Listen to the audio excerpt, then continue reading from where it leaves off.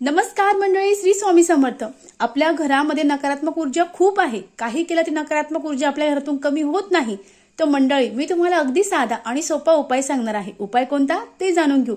बघा मंडळी, उद्या दिनांक 24 जुलै, वार गुरुवार, उद्या आला आहे गुरुपुष्य अमृत योग आणि यासोबतच उद्या दीप अमावस्या देखील आहे। या संयोगाला विशेष महत्त्व आहे, अगदी दुर्मिळ योग आहे।